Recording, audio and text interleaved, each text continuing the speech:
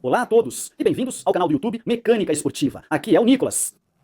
Hoje eu trago novamente para vocês o Toyota Yaris Cross, porque eu queria testá-lo de novo e voltar a fazer carros um pouco mais acessíveis. E vocês vão ver, isso aqui é feito na França e é um dos carros mais produzidos na França. Então eu pensei, o que é melhor do que testar o que mais vende aqui no nosso país e fazer isso em um uso mais cotidiano?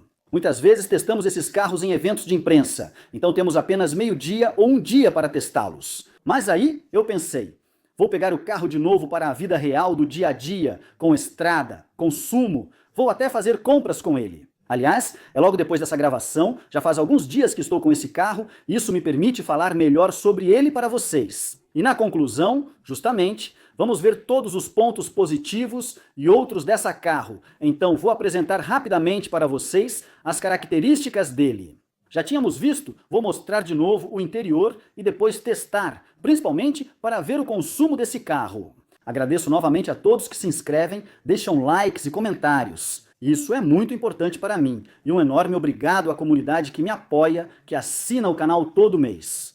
Muito obrigado a vocês. Eu sempre respondo a todos os seus comentários. Acompanho vocês. Muito obrigado mesmo. E como vocês sabem, todos os vídeos que ultrapassarem 100 mil visualizações, eu seleciono aleatoriamente um comentário para enviar um vale-presente de 100 euros. Então comentem para que todos os vídeos do canal ultrapassem 100 mil visualizações. Então, se falarmos do Toyota Yaris Cross, um dos modelos mais vendidos, certamente encontraremos muitas peças, etc.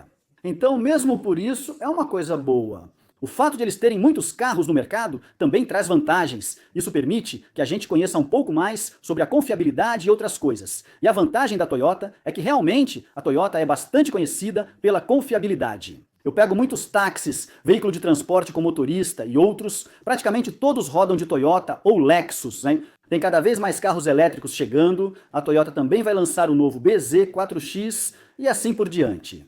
Eles vão investir mais em carros elétricos. Até agora, estavam na fase de hibridização. Eles estão tentando impulsionar o híbrido plug-in, que para mim ainda é a melhor solução.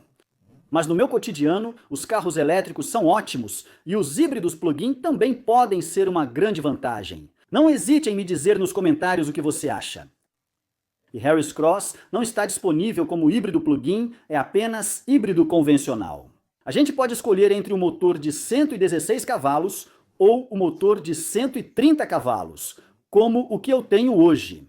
A vantagem é que ela está disponível com tração dianteira ou nas 4 rodas. Já a versão de 116 cavalos é exclusivamente tração dianteira. Com 130 cavalos, você pode ter tração dianteira ou nas 4 rodas inteligente, como a All-Wheel Drive Intelligent, que tenho aqui.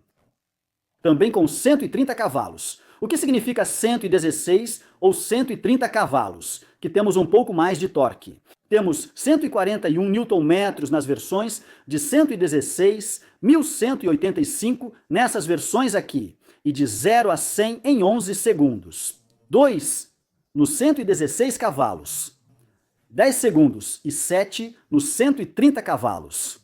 Não faz uma grande diferença, mas dá para sentir um pouco. A vantagem é que se você mora na montanha ou em locais com neve, por exemplo, a tração nas 4 rodas pode ser mais interessante para ter uma melhor motricidade. Caso contrário, eu recomendo a versão de 116. De base, já faz o trabalho muito bem. O motor é o 3 cilindros, 1,5 litro, que funciona sempre com esse lado elétrico, mais o motor a combustão. Aí temos outra parte elétrica. Para o motorzinho traseiro, é o motor de 5ª geração, funciona muito bem. Em termos de consumo, o desempenho é bom, exceto na estrada onde o consumo é um pouco maior.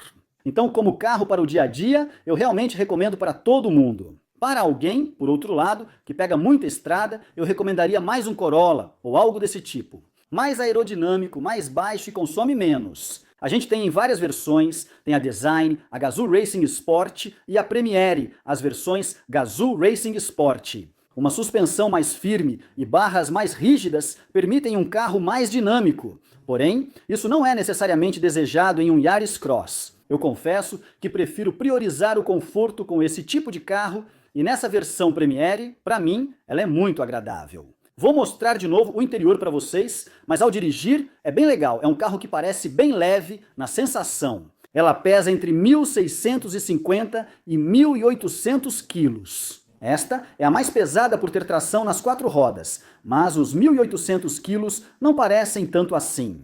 Em termos de dimensões, estamos falando de um carro que mede 4,18 metros de comprimento, o que continua sendo compacto para esse tipo de SUV pequeno. 1,77 m de largura por 1,60 m de altura, com barras de teto visíveis. O teto panorâmico permitirá a instalação de bagageiro de teto, suportes para bicicletas e outros acessórios. Atenção! Se colocar suportes para bicicletas, temos teto de vidro e entre-eixos de 2,56 metros. Vou mostrar como fica nos bancos traseiros, para ver se tem o espaço. 1,80 m. Carro pequeno, então, é chamado de urbano. Diâmetro de giro de 10,60 metros, isso é entre calçadas, e 11,20 metros entre paredes. Frequentemente, nas calçadas da cidade, é possível passar em praticamente qualquer lugar devido à altura elevada. Geralmente, o termo cross indica que o veículo consegue atravessar praticamente qualquer terreno, como os crossovers. É isso. Tinha essa nova cor verde que tinha sido lançada na época, então é o verde aventurina, que é bem legal. Muda um pouco, temos o guileless, temos o head-up display, temos os retrovisores que se recolhem. Enfim, mesmo com opcionais, esse carro permite ter tudo o que precisamos atualmente. Piloto automático adaptativo, centralização de faixa e controle de nível 2. Enfim, temos tudo o que precisamos nesse modelo. E além disso, é a nova versão do software. As assistências à condução também melhoraram um pouco em relação ao passado. No tanque, cabem 36 litros de gasolina. Vamos ver o resultado. Com o tanque cheio, ela mostrou 700 km de autonomia para mim. Vou levar vocês para dar uma volta novamente e falar sobre o design. Então, dá para ver que é um SUV pequeno, ele é elevado, a gente tem o plástico que faz toda a volta da carroceria aqui para dar esse ar um pouco mais aventureiro. Na frente, temos uma iluminação 100% LED, então espera aí, vou acender para vocês verem. Mas eu gosto de fazer tudo ao vivo. Pronto, vamos lá, vou ligar o carro, vou desligar o ar-condicionado. Será que consigo ligar estando aqui? O ar-condicionado está desligado e eu acendo os faróis para vocês. Então, com os faróis ligados, dá para ver. Então, temos a assinatura diurna na parte de cima e a luz que acende bem aqui. E quando ligamos o farol alto, o segundo também acende, então é tudo em LED também. As setas de LED ficam ali do lado, diretamente. É bem bonito, temos um pequeno defletor aqui na frente, que ajuda na parte aerodinâmica. Temos uma bela iluminação, a assinatura luminosa é bem legal, e é assim que fica, quando olhamos de frente. Ela me lembra um pouco um pequeno SUV de uma marca americana. Não sei, vocês também acham? Fiquem à vontade para me dizer nos comentários. Pronto! Na dianteira, o capô é relativamente alto, com o logo da Toyota, agora mais cercado de azul por se tratar de um híbrido. Essa grade dianteira, com esses pequenos detalhes, me lembra um pouco da Odyssey, nas novas A3, etc. A câmera na frente, já que temos um pacote de câmeras de 360 graus, o que é um diferencial nesse tipo de carro. Grade pequena na parte inferior dianteira também, e a lâmina que é pintada nessa versão, além dos faróis de neblina que você pode encontrar aqui, bem embaixo. Gostaria que, como dirigi muito à noite, os faróis de neblina acendessem ao fazer curvas, pois não há iluminação para isso. Isso poderia ser um pequeno diferencial, um recado para o Maya Toyota. Se vocês puderem ativar essa opção, seria realmente um grande diferencial. O lado, então, os arcos das rodas desse jeito no nível das rodas, é assim que fica. Elas são bem bonitas. São de 18 polegadas aqui atualmente, então as maiores diamantadas. Assim, freios a disco na dianteira e na traseira. O pequeno emblema Gary's Cross, que lembrava maçanetas tipo geladeira, simples. Temos até as câmeras sob os retrovisores, bem aqui, para o pacote de visão 360 graus. Nosso teto é Biton, preto na parte superior. Cor aqui. O que mais temos? Aqui é em cor fosca, e o bom de ser fosca é que não risca. Como na maioria dos carros, a Toyota coloca plástico. Muito boa ideia! Então o corte aqui, que vem e se alinha com o aerofólio aqui atrás, então é bem longo para dar aquele lado de herói. A antena tipo barbatana de tubarão e o teto de vidro, como visto ali atrás, permite reconhecer um pouco a Toyota, a marca, com uma pequena saliência. Agora, com essa parte aqui, bem plana, e essas partes eles que voltam para o lado. Pequeno defletor também aqui, para a água, as caixas de roda ali, e como na frente, a gente deixou a traseira mais limpa com os refletores. E é assim que fica. Visto por trás, quase parece haver uma faixa luminosa ao longo de toda a traseira com o carro desligado, mas é apenas nas extremidades. Aqui dá para ver o logotipo da Toyota. Assim, a câmera deslocada para o lado me incomoda um pouco, pois geralmente prefiro quando tudo está bem alinhado. A maçaneta do porta-malas fica aqui. O limpador e os vidros escurecidos traseiros são práticos, e o nome Yaris está neste lado. Está escrito apenas Yaris, não Yaris Cross. O Cross está escrito somente nas laterais. E desse lado, a gente pode ver HEVC, para híbrido, veículo elétrico de veículo elétrico, então híbrido, veículo elétrico, e All-Wheel Drive Intelligent, que significa tração nas 4 rodas inteligente. Abaixo, há uma pequena parte de plástico, mas todo o resto é pintado, como pode ser visto. Com a pintura metálica, sinceramente, fica muito legal em relação ao volume do porta-malas. Não se mexa, porque eu esqueci. Me parece, se não estou falando besteira, que são 320 litros, porque eu tenho minha colinha. São 397 litros, ou 320 litros. Nesta versão, então 320 litros nesta versão, porque é a versão com tração nas 4 rodas. Um motorzinho na traseira, então 397, ou seja, quase 400 litros, e então 320 nesta versão Drive. E é isso que isso representa. Então aqui estão minhas sacolas de compras para mais tarde. Vou mostrar para vocês uma parte disso neste vídeo. Temos compartimentos de armazenamento na lateral aqui. Como dá para ver, dá para colocar até uma bolsa bem grande. Isso é realmente uma vantagem. E embaixo ainda me resta um pouco de espaço para o kit de reparo de pneus. Podemos ver que não temos step. Por outro lado, acho que poderíamos colocar um step fino aqui. E suponho que a Toyota oferece isso como opcional. Vamos ver. E então, temos a parte com o porta-copos aqui, o apoio de braço e os 2 assentos. O banco traseiro será dividido em 40/20/40, o que é interessante. Há também fixação top tether e uma tomada de 12V no porta-malas. Se a gente quiser colocar um pequeno cooler para o verão, como agora que está muito quente, e também tem onde prender as redes bem ali. E uma prateleira flexível, o que é bom, porque às vezes permite colocar coisas que passam um pouco do tamanho, sem danificar e sem retirar a prateleira.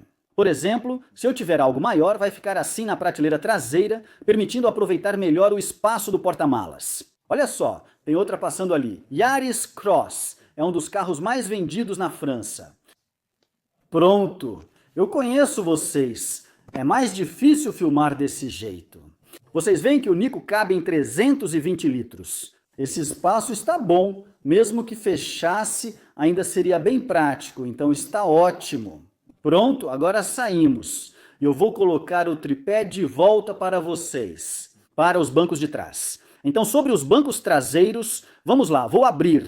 Tenho uma porta aqui totalmente de plástico duro, algo bem simples. As maçanetas, tudo em plástico, realmente, onde há um pequeno trabalho no nível do plástico. Mas isso continua sendo realmente super básico. Então esse banco aqui está ajustado para mim em uma condução tranquila. Então, se Nicolas 1,80 m, eu venho fechar aqui, então quando eu me sento normalmente, ainda me sobra um pouco de espaço aqui.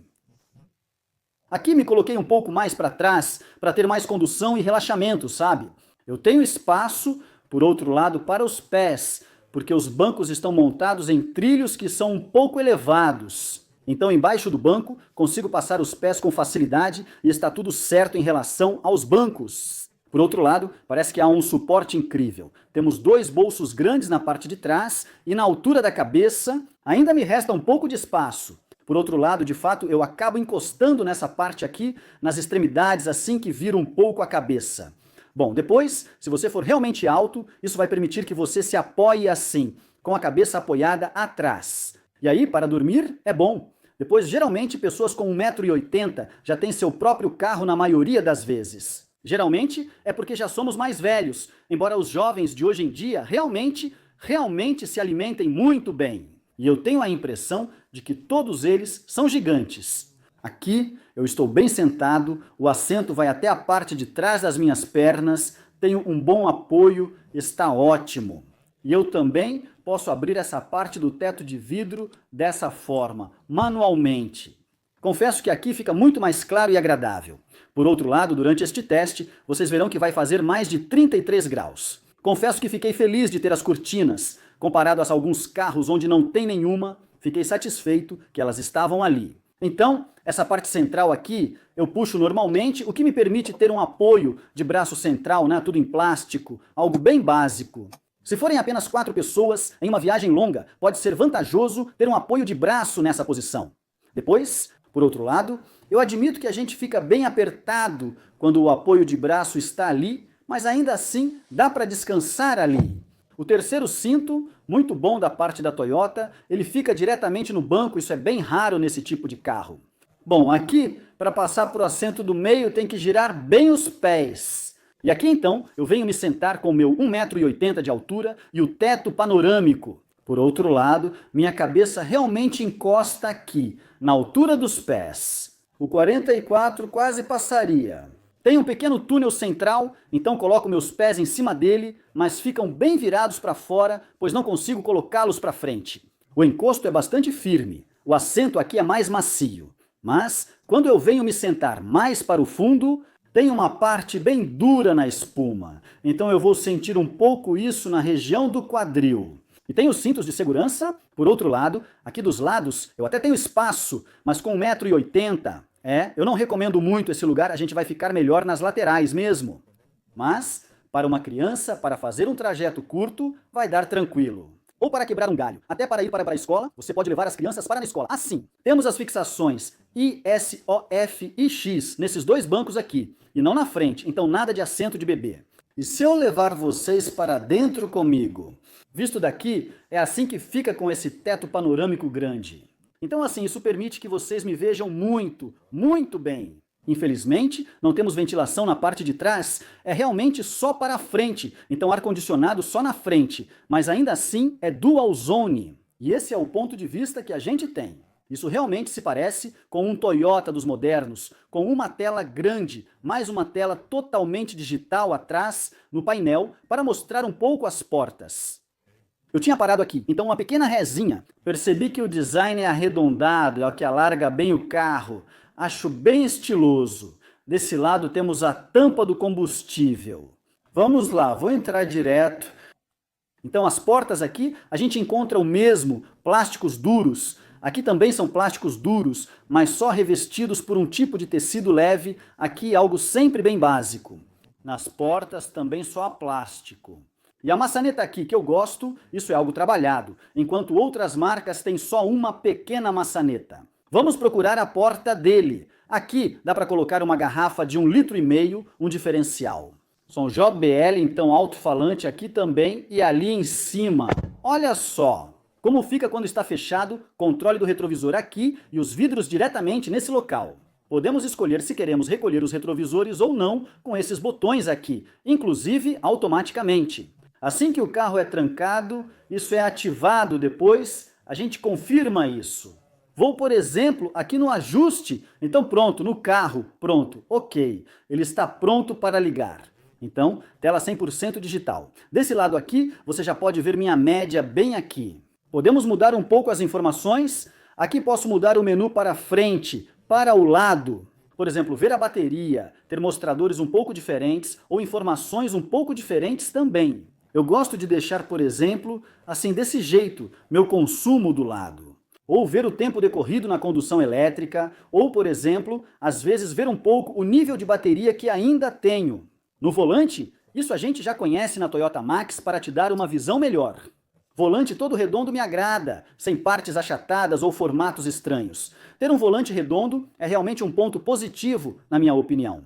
Com aberturas e nas laterais. Desse lado aqui é onde ficam os controles de mídia e para rolar o painel lá em cima, modificar. Aqui, por exemplo, para acessar esse menu e descer, entre outras informações que temos aqui. Para entrar nas configurações, eu venho aqui e, por exemplo, para desativar os bips de aviso, então para fazer isso, eu vou No menu de configurações, eu clico em OK, vou em RSA, clico em OK e eu desativei. Então, desta vez, a leitura dos sinais, isso aparece aqui para mim, então está desativado. Graças a Deus, podemos desativar isso. Depois, comandos de voz, atender o telefone e retornos. E desse lado aqui, vão ser as assistências de condução em toda essa parte superior aqui. Então, ativar o assistente de centralização de faixa aqui. Isso é o limitador ou o controlador adaptativo. Depois, vamos escolher nossos modos nesse local aqui, então, ou controlador de velocidade, modo apenas controlador básico ou modo limitador. O melhor é o adaptativo, é o ideal para mim, na minha opinião.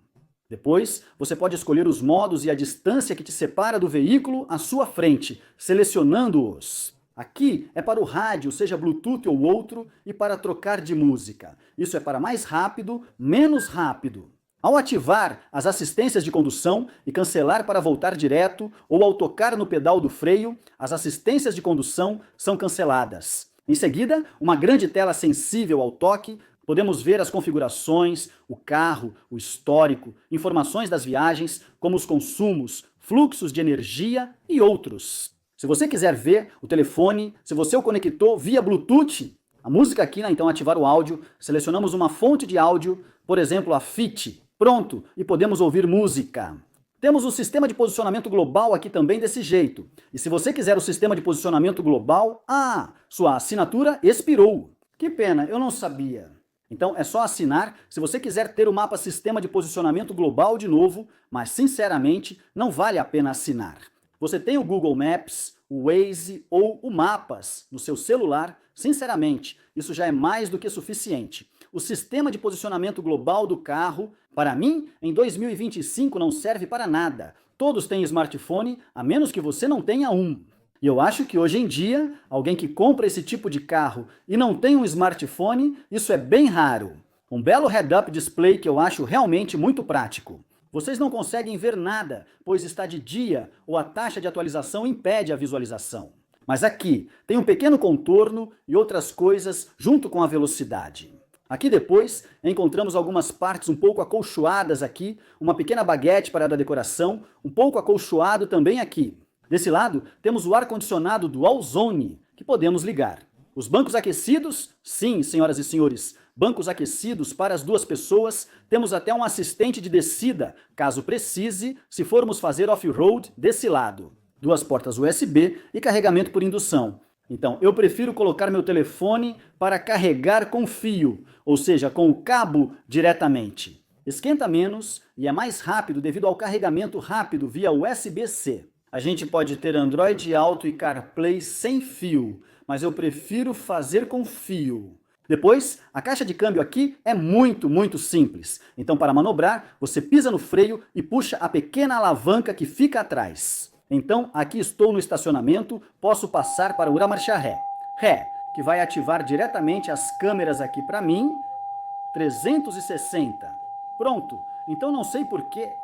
Sim, é porque eu não liguei o carro. Então, para ligar o carro, pronto, eu realmente ligo com o pé no freio.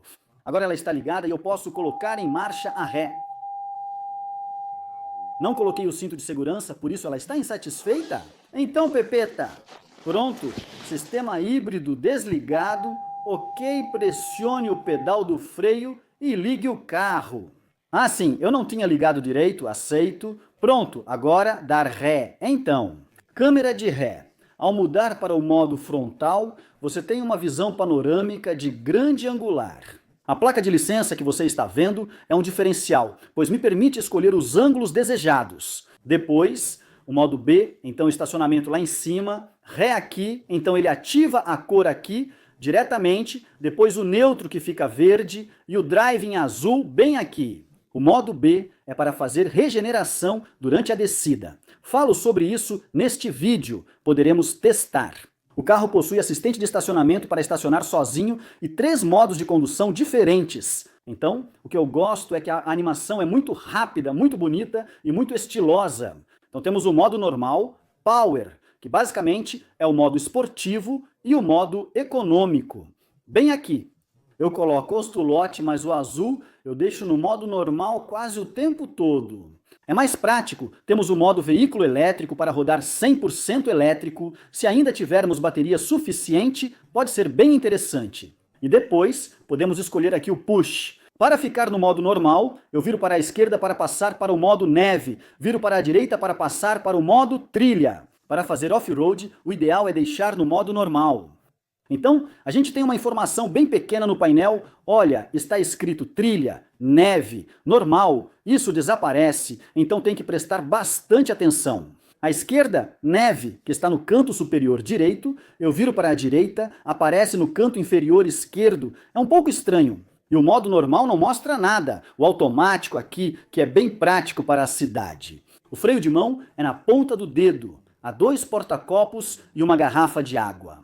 A Toyota foi muito legal de deixar isso pra gente, até colocaram balinhas de menta. Aqui temos um compartimento, você pode colocar caneta, celular, etc. Então, as canetas, tudo isso, eu aconselho evitar, porque como é plástico duro, vai fazer barulho dentro. Cartões de visita e outras coisas podem ser colocados aqui ou no celular para guardar. Se você não colocou ali porta-luvas aqui, bem padrão, nem sei se cabe uma garrafa de 1,5 litro aqui.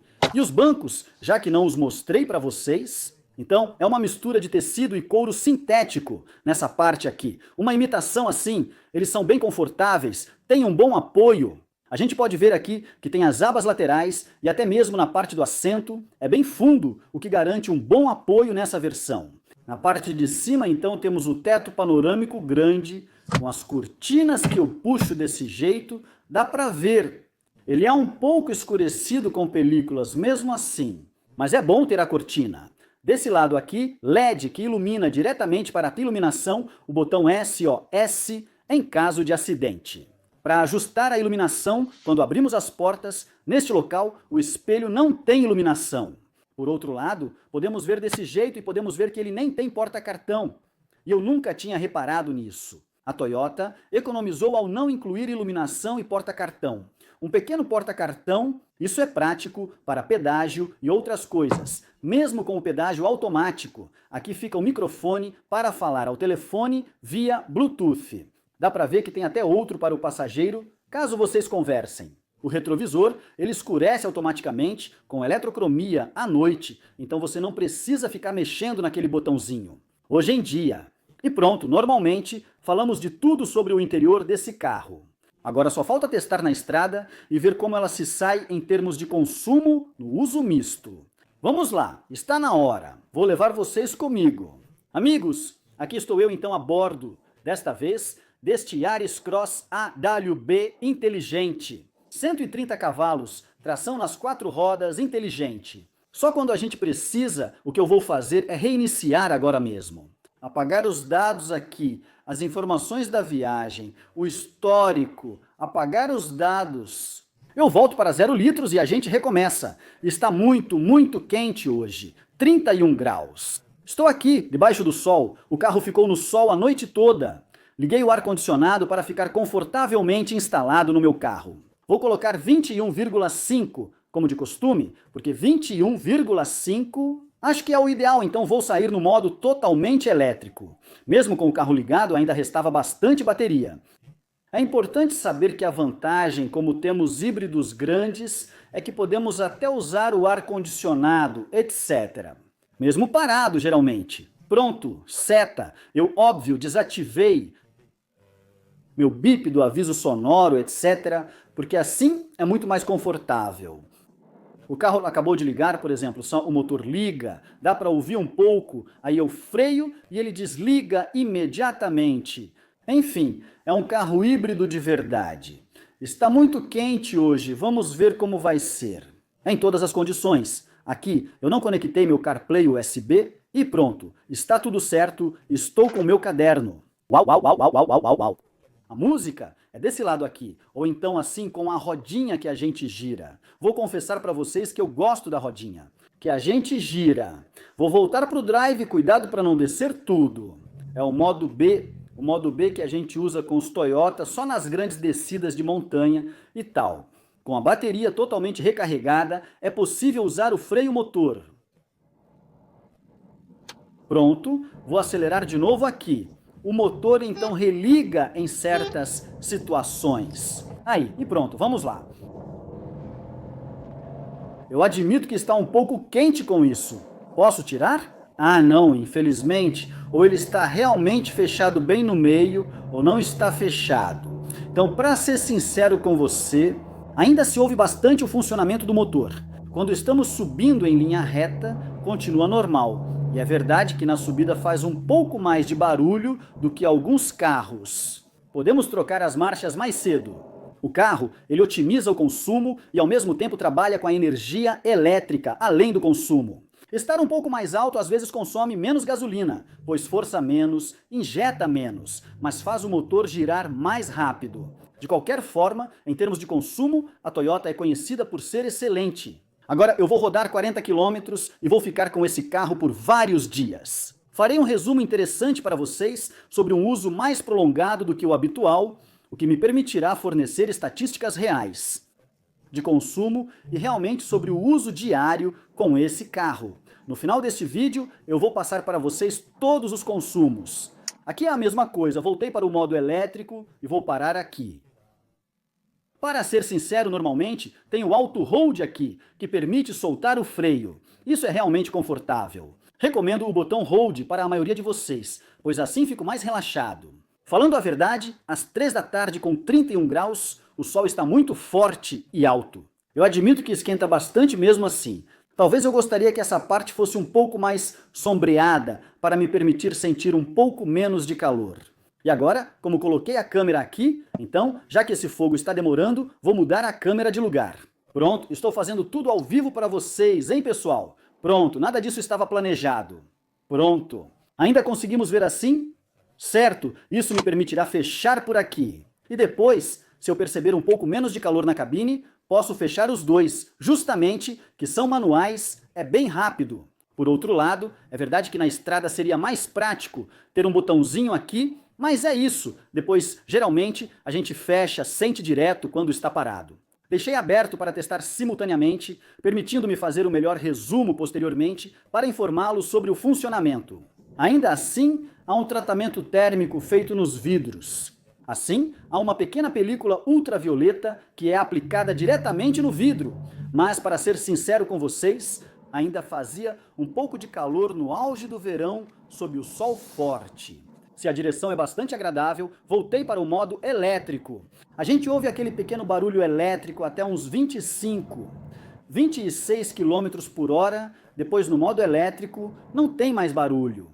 Eu admito que é muito confortável descer no modo elétrico assim, numa leve descida. Acho que conseguirei brincar bastante tempo assim. O grande benefício do carro híbrido é o motor elétrico, que recupera energia a cada frenagem. Isso continua sendo uma grande vantagem. Dou uma aceleradinha para retomar. Temos potência de sobra com 130 cavalos. Na maioria das vezes, isso já basta, não aqui para me encaixar, está perfeito. Aqui, por exemplo, é 110, então vou colocar o piloto automático em 110, mesmo estando na faixa da direita. Ajusto para 110 com piloto automático adaptativo e assistente de permanência na faixa. É preciso apertar bem o botão frontal. Daqui para frente poderei sempre deixar o carro me conduzir dessa forma. Confesso que isso ainda continua sendo uma grande vantagem desses carros mais recentes, são todas essas assistências à condução. Antes, não tínhamos radares suficientes na França, por isso, agora é necessário adicionar novos modelos. Carona. Então, eu não sei se muita gente pega carona. Por favor, me conte se você costuma dirigir sozinho ou pegar carona. Seria interessante saber. Aceleramos um pouco, mas logo voltaremos para 90, já que estamos na região de Paris e logo haverá engarrafamento. Sobre os engarrafamentos, o carro elétrico híbrido é realmente o ideal. A Toyota, aliás, vai investir cada vez mais em elétricos. Eles estão em transição, priorizando híbridos nesse momento, decidiram começar produzindo veículos híbridos. Já faz anos e anos. Agora estão impulsionando o Plug-in Hybrid Vehicle, que é a transição para o elétrico, e depois totalmente elétrico em alguns anos. Já que, pelo que entendemos, a Europa não nos deixa a escolha. A 90 km por hora, para ser sincero, continua sendo muito bom, mesmo em relação aos ruídos, à isolação acústica, etc. Não é ruim, estamos até bem favorecidos. Os bancos são de tecido, quando está quente assim, um carro que fica no sol com o teto aberto, não são de couro. Eu até recomendo bastante o tecido, porque justamente não esquenta tanto quanto o couro. Polícia sinalizada no seu trajeto. Aqui a gente passa para 70, pronto, e eu abaixo para 70, vai descendo de 5 em 5. Beleza, tenho que ir para a direita. Aqui à direita, vamos lá, senhor, vamos virar. Você está entrando em uma zona de controle? Pronto, aqui, vamos lá. 70 zona de controle. A vantagem das assistências de condução é que não ultrapassaremos, pois sabemos que estamos no piloto automático. 70 é bem isolado acusticamente, inclusive contra barulho externo, o que considero ótimo. Estamos passando por um túnel. Dung-dung é porque eu não estava segurando o segundo volante. Mesmo aqui no túnel, está realmente muito bom. Temos vidros simples e, sinceramente, estou bastante surpreso.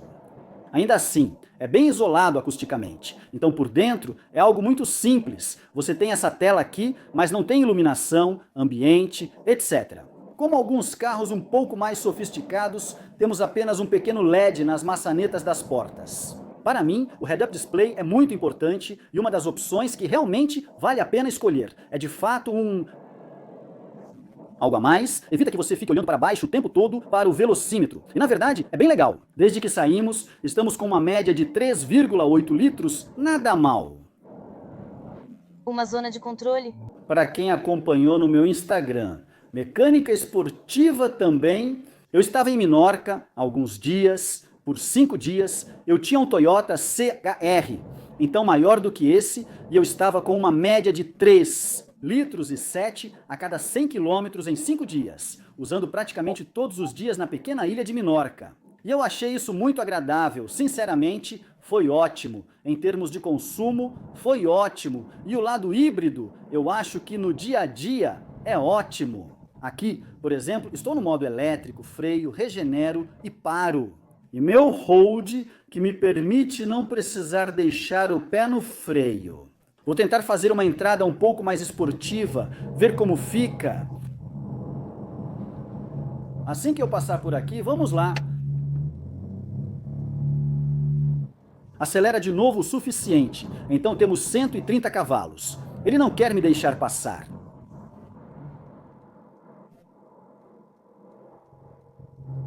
Vamos lá, vamos nessa. Aqui, o que eu faço de novo é aumentar o meu regulador, vai ser 90 logo. De qualquer jeito, como eu sou do povo, vai lá. Só tem esse lado aqui onde o carro, às vezes demora um pouquinho para passar a marcha quando a gente aumentou. A gente usa ainda mais. Assim, senhor, claro. Ou às vezes, nas retomadas pode ser um pouco barulhento. Depois, quando estabiliza, aí faz menos barulho. Complicado para alguns, voltamos para a direita, é simples e 90, rotação estabilizada. Imediatamente, assim que não estamos mais subindo, ela troca tipo de marchas, ultrapassa pela direita, assim, na faixa de caminhões, ok, tem uns perigosos hoje. 90, então rotação estabilizada, tipo um pouquinho, o motor continua relativamente correto, o câmbio ainda varia um pouco, isso acontece, é automático, é ainda mais automático do que um câmbio automático, porque aqui não tem realmente marchas de verdade. Na Toyota é tipo como nas scooters, uma espécie de variador, um variador grande, dá para controlar mais ou menos. Depois, eu acho que é agradável. A vantagem é que não tem troca de marchas, trancos, nada disso. O que faz com que seja bem confortável. Talvez às vezes só fique um pouquinho mais barulhento. Aqui, estou bem ao lado de um caminhão, eu ouço um pouco, mas ainda assim é relativamente tranquilo.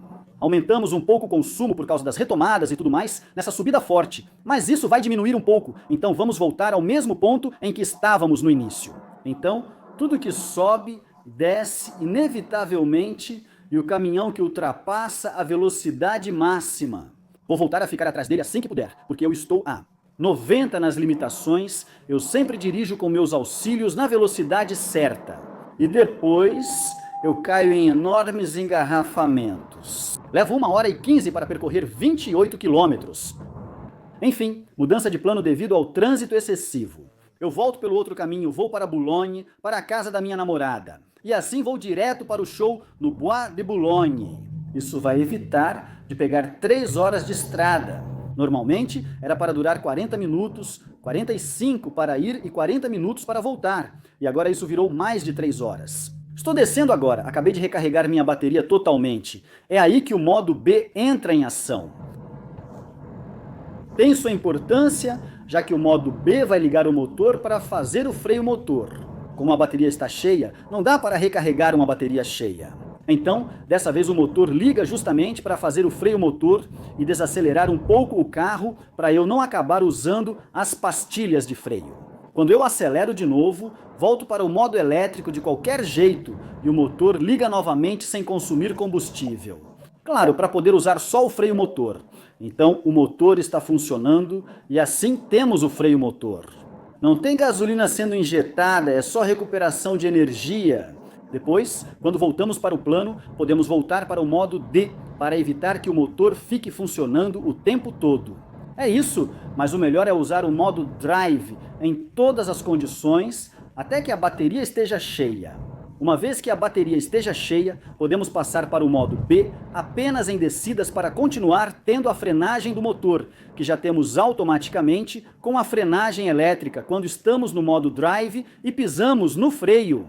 Então, o que você precisa saber é que quase sempre, quando eu piso no freio no modo D, o modo Drive, eu estou freando de forma elétrica. Primeiramente, exceto quando minha bateria está cheia, ou nesse momento, as pastilhas vão frear diretamente. Mas fora isso, exceto em descidas de montanha, praticamente o tempo todo na cidade. Dessa forma, você estará usando o freio elétrico. E só no finalzinho, nos últimos 10 ou 15 km por hora, é que as pastilhas vão tocar nos discos. Então, claramente, se você antecipar e realmente seguir o conceito de direção suave, fluida, etc. Suas pastilhas duram quase 200 mil quilômetros, o que certamente é uma grande vantagem. Não vamos esconder que você vai trocar muito menos vezes esses discos e muito menos vezes essas pastilhas. Exceto talvez na montanha, onde de fato se freia um pouco mais porque está sempre descendo, aí já é uma outra situação. Aqui, por exemplo, só freava no final. Fora isso, praticamente todas as vezes que eu desacelero é com a frenagem elétrica e aqui, por exemplo, toda a descida eu recarreguei excessivamente durante praticamente toda a fase de transição. Eu vou atravessar Boulogne aqui até a porta de Saint-Cloud no estádio Paris dos Príncipes. Bem, nesse momento eu vou estar no modo elétrico. A menos que eu acelere muito, estou fazendo uma média de 4,7 litros por 100 quilômetros. Vou fazer um pequeno resumo para vocês no final. E um trechinho à noite, porque eu me permito dirigir à noite. Depois, então, desse pequeno concerto ao qual eu assisti. Então é assim que Boulogne se parece. Vou voltar aqui para a fila, porque não tem mais ninguém lá. Então dá para ver a iluminação de LED, que ilumina muito bem, uma bela iluminação. Aqui estou com o farol normal, o farol baixo. Dá para ver que está claro. Bem, se eu der uma piscada com o farol, opa, aí está, pronto. E é isso, no final. 4,2 litros de média, então cheguei ao destino. Ou as mensagens de alerta, eu não ligo, ok para silenciar. Sim, ok. E normalmente eu tenho minhas estatísticas aqui, então vocês podem ver em 41,3 quilômetros, 3,9 litros de média, o que me parece muito mais correto para uma Toyota. E não está nada mal. 3,9 litros em 41 quilômetros, o híbrido da Toyota realmente continua sendo o melhor. Hoje é um novo dia para mim. Para vocês, é só alguns segundos depois, eu vou pegar a estrada. 160 quilômetros para percorrer. Hoje, ida e volta. Então aqui, pronto, eu vou entrar, aqui é 110. Então, como eu sempre digo... Bom, é verdade que nas entradas e tal, o motor acelera bem rápido, sempre sobe o giro, mas depois que a gente sabe, se acostuma, é assim mesmo. Por outro lado, quando a gente vê o consumo, Pensa, ah, não tem problema, pode deixar acelerar um pouquinho, né? Opa, agora eu tenho que ir para lá, acelero de novo. Então, os 130 cavalos são mais do que suficientes, a gente ultrapassa e entra de novo toda vez que eu diminuo a velocidade, né? Igual, mesmo em alta velocidade. Em todos os casos, voltamos para o modo elétrico em todas as fases de frenagem. Bom, aqui eu só vou fazer de novo um pequeno trecho a 110 e depois a 130. Bastante quilômetros para fazer a 130. Então, está bom. Vai ser diferente do teste que eu tinha feito para vocês da outra vez, quando testamos esse carro pela primeira vez. Prefiro vê-la em uso diário por vários dias para ver seus reais pontos positivos e defeitos. E aliás, eu acho que no futuro vou tentar fazer cada vez mais o que estou fazendo agora. Antes, eu ficava vários dias com os carros para trazer um retorno verdadeiro para vocês. Quando testamos rapidamente nas apresentações internacionais, é muito legal. Sou frequentemente um dos primeiros do mundo a testar esses carros, mas acho que seria interessante poder testá-los de novo um pouco mais tarde. Com um uso onde temos mais tempo, onde realmente vemos o lado prático, etc. E os consumos reais, não apenas em um pequeno teste, definido pela marca que diz: ah, vamos otimizar um pouco o consumo, porque esse percurso é ótimo para o consumo. Estou mostrando a realidade para vocês. Hoje está fazendo 33 graus. Peguei cidade e engarrafamento. Isso me permitiu perceber que o ar-condicionado consome bastante eletricidade. Sentimos imediatamente quando o ar-condicionado está ligado e o motor liga novamente com frequência no engarrafamento. Mas ainda assim, tem esse lado híbrido que faz com que a gente mantenha uma boa economia de combustível. Mesmo assim, porque justamente toda vez a gente recria energia recarregando ao frear. Tem bastante gente. Vamos lá, não se mexam, vamos entrar, vamos, pé no acelerador, vamos entrar ali. E espero que não tenha muito engarrafamento hoje. Normalmente deve dar tudo certo. Opa, vou voltar aqui. Temos potência, temos algo realmente suficiente. Ao pisar no pedal já sentimos... Possui o lado elétrico, com o torque instantâneo, mas não é um carro elétrico genuíno, onde o torque é excessivo. Mesmo com potência elétrica, o motor pode levar meio segundo para responder, como no exemplo. Aqui eu já sinto que o lado elétrico está me levando. E depois eu tenho esse extra potência graças ao motor a combustão que entra, e é verdade que, bem, aí temos toda a potência quando o motor a combustão e o elétrico estão juntos. Bom, o objetivo não é ficar acelerando o tempo todo para justamente ter um consumo adequado. Eu sempre dirijo no modo normal, não acho o modo esporte necessariamente mais útil. E aí, então, o que eu vou fazer é me colocar aqui, 110, então eu fico pressionando assim para cima, 110 aqui. Assim que começar a andar, veremos. Depois, vários trechos de 130. Eu passo os consumos para vocês. Pronto! Faltam 64 quilômetros até a pausa que eu preciso fazer. E em 64 quilômetros, eu aviso vocês. Acho que eu tinha 80 e poucos para fazer hoje. Bom, nessa ida. E depois, tem a volta.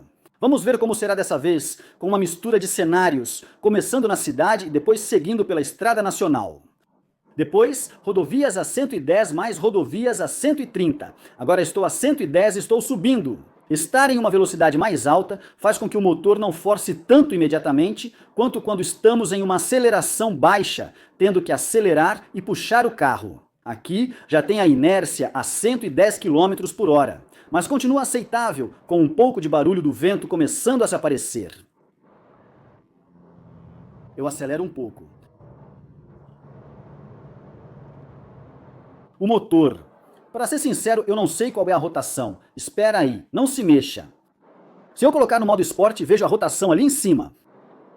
Sem head-up display, o que é legal comparado a muitos carros híbridos atuais, onde as rotações ficam escondidas.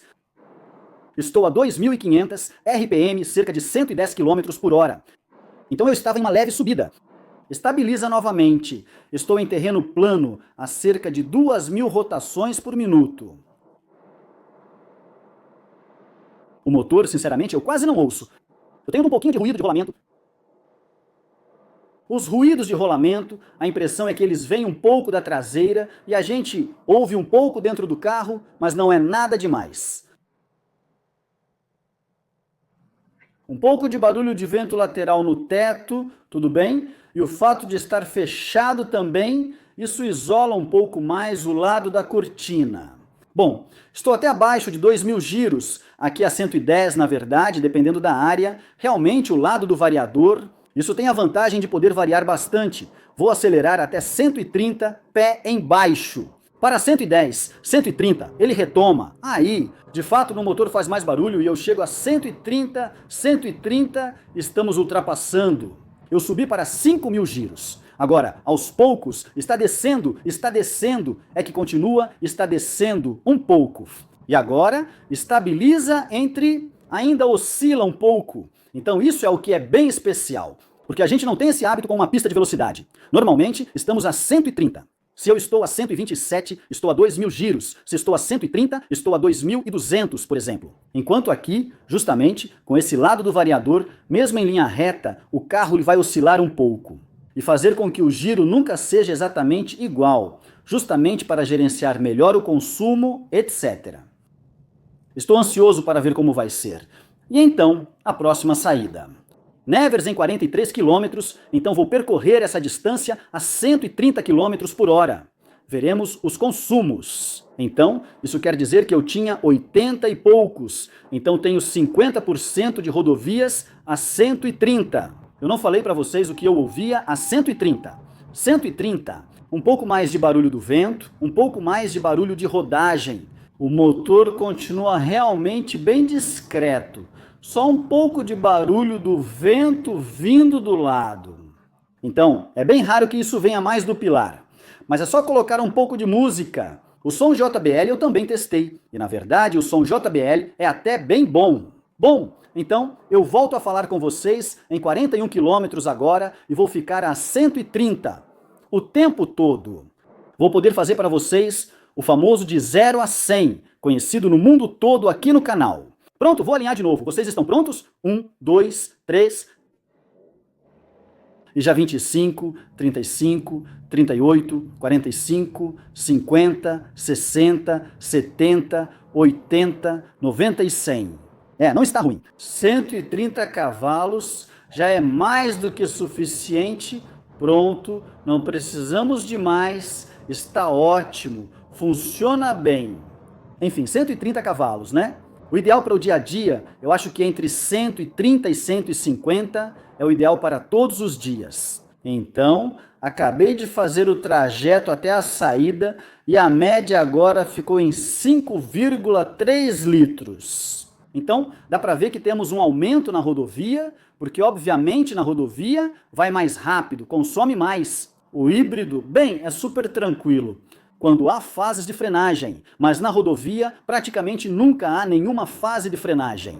O carro anda constante, então o motor fica ligado o tempo todo, né? Então é isso. Alcançamos a média de 5,3 litros e estou ansioso para ver como será no trajeto. Porque essa é a média desde que peguei o carro. Sim, bem cheguei.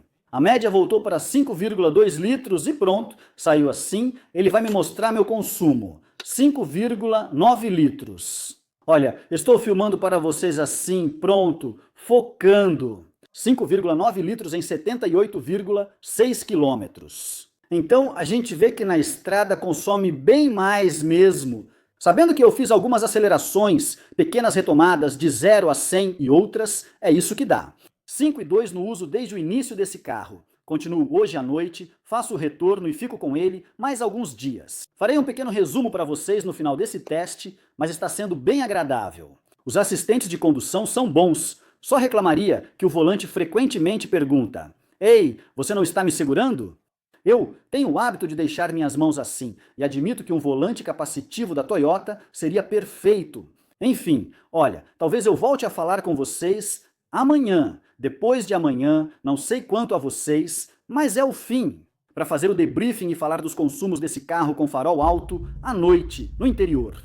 O que você precisa saber é que abaixo de 30 km por hora, os faróis altos se apagam e quando você passa de 30 km por hora, eles acendem de novo. Os faróis se acendem novamente quando o farol alto automático está ativado. Isso é um detalhe importante a se saber. A iluminação à noite é realmente, quando não há ninguém por perto, é possível ver que o LED branco ilumina muito bem.